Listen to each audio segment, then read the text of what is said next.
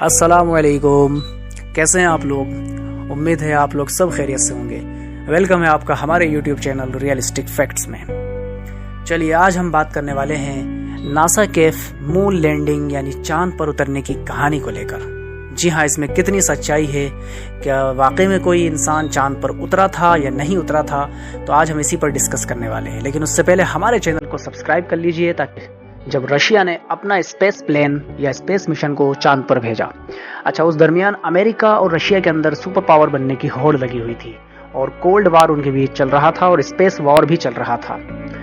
तो अमेरिका ने इसकी झूंझ में आके रशिया को हराने के लिए अपना फिर नासा का ये मून का मिशन स्टार्ट करा। लेकिन आज हम आपको बताएंगे कि ये जो मिशन था ये पूरी तरह से फेक था और इसको फिल्माया गया था एक हॉलीवुड फिल्म की तरह। इसकी स्क्रिप्ट लिखी गई और इसको फिल्माया गया हॉलीवुड के किसी स्टूडियो एरिया 51 के अंदर या कोलंबिया पिक्चर्स के साथ मिलकर। जी हाँ, 20 जुलाई 1969 को नील आर्मस्ट्रांग ने अपने एक साथी के साथ चांद पर कदम रखा और ये बात कही कि ये चांद पर इंसान का कदम आने वाली मानव जाति के लिए एक बहुत बड़ा कदम साबित होने जा रहा है। क्या सही में ऐसा था? नहीं। चलिए डिस्कस करते हैं कि आखिर इसके पीछे के फैक्ट्स क्या थे। जब नासा ने अपने इस मिशन को लाइव वीडियो के जरिए पूरी दुनिया में दिखाया और इसकी बहुत सी तस्वीरें, उस टाइम की पिक्स जब जारी किए, तो बहुत सी ऐसी चीजें इन पिक्स के अंदर, इन वीडियोस के अंदर देखी गई जिससे लोगों के अंदर शक जाहिर हुआ कि यह असल में हकीकत है या झूठ है। तो हम स्टार्ट करते हैं। सबसे पहले जो चीज थी वो सबसे पहला मामला था तारों का न दिखना।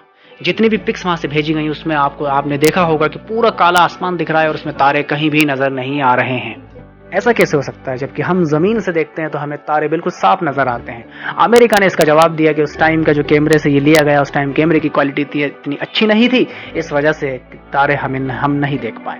लेकिन ये तो पूरी तरह से गलत बात है कि जब हम चांद पर हैं और जब चांद पर तो बादल भी नहीं है तो हम तो आसानी से तारों को देख सकते हैं। एक चीज ये हुई। दूसरा मामला था उनका एक से ज्यादा साए दिखना। जी हाँ, अगर आपने पिक्स में गौर किया होगा तो आपने देखा होगा नील आर्मस्ट्रांग और जितनी भी चीजें वहां थी सबके साए अलग अलग दिशा के अंदर, अलग अलग वेव्स के अंदर जा रहे थे। किसी का साया उस तरफ, किसी का साया इस तरफ। ऐसा कैसे हो सकता है? दुनिया के अंदर जब सूरज की जो किरणें पड़ती हैं, जो शुआएं जमीन पर पड़ती हैं, तो उससे हमारा साया सिर्फ एक ही सिमत की तरफ जाता है। लेकिन यहाँ पर तो अलग अलग सिमत की तरफ साए जा रहे थे। यानी कि जाहिर सी बात थी ये किसी स्टूडियो में पूरा फिल्म की तरह इसको शूट किया जा रहा था। क्योंकि होता क्या है कि फिल्म वालों के पास बहुत सारी लाइटें होती हैं जो अलग अलग आपके साए होते हैं उनको वो अलग अलग अंदाज में दिखाते हैं।